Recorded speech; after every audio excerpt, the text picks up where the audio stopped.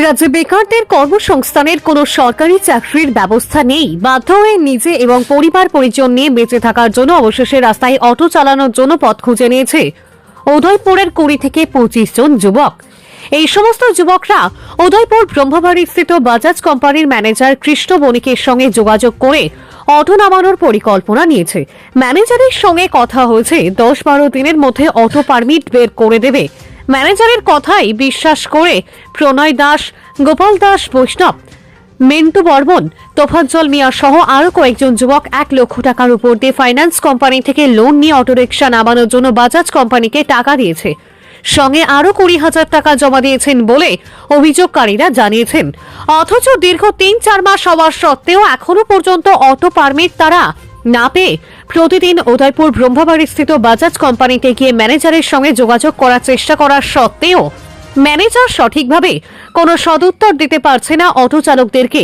বাধ্য হয়ে বুধবার কয়েকজন অটো চালকেরা ম্যানেজারের সঙ্গে যোগাযোগ করার জন্য বাজাজ কোম্পানিতে যাওয়া মাত্র ম্যানেজার পালিয়ে গেছে বলে অভিযোগ করেন। ফলে অটো চালকরা কোথায় যাবে, কিভাবে বাঁচবে বুঝে উঠতে পারছে না।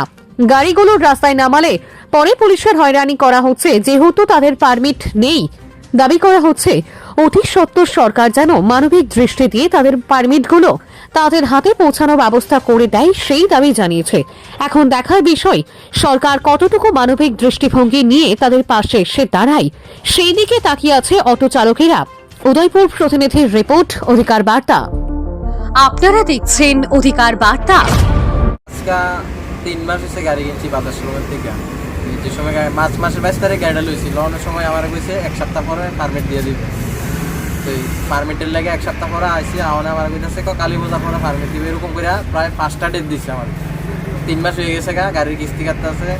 গাড়ি লইয়ে আমরা রুটে চলতাম পারি না, রুটে চলতাম গেলে টেম্পোরারি নাম্বার দিয়ে পুলিশের ধরে আমরা ফাইন করে। আমরা গাড়ির কিস্তি দেবো না গাড়ির ফাইন দেবো? আমরা তো গাড়ি প্যাসেঞ্জারে চালাইতাম, উঠাইতাম পারি না গাড়ি। আর ম্যানেজারের কইলে ম্যানেজার আমরা শুধু ডেট দেয়, আজকে দিব কালকে দিব এরকম। আর ম্যানেজারের পারমিট আমরা থেকে একটা পারমিট 20,000, 18,000, 25,000 করে রাখছি। রাখি এখন আমরা না পারমিট দিতেছে, না গাড়ির কোনো কাগজ নাই, রেজিস্ট্রেশন নাই, নাম্বার কোনো কিছু নাই। পুলিশে ধরলে আমরা এটা গাড়িটা চুরির গাড়ি বলে, আমরা কোনো ডকুমেন্টস দেয় তারি না। আমরা স্বাভাবিক কইবে পুলিশে যেটা চুরির গাড়ি। 1500 টাকা। আপনারা কতজন ড্রাইভার? এরকম প্রায় 20-25টা গাড়ি আছে যে পারমিট ছাড়া টাকা লইয়া গাড়ি বেচে সেরকম পারমিট দিতে আছে। কবে লইছেন অটোগুলা? আমি লইছি আমরা মার্চ মাসের 22 তারিখ। এটা কোন শোরুম? ব্রহ্মবাড়ি বাজার শোরুম, ত্রিপুরার বাজার শোরুম। এখন আপনারা কি চান? এখন আমরা চাইতেছি যে আমরা যে গাড়ির কাগজপত্রটি আছে এটি আমরা গাড়ির কাগজপত্র আমরা যাতে হ্যান্ড ওভার করে আমার কাছে, আমরা যাতে রুটে চলতাম পারি এরকম কিছু একটা ব্যবস্থা করে দেয়। আর আমরা পারমিটটি যাতে ইমিডিয়েটলি দেওয়া।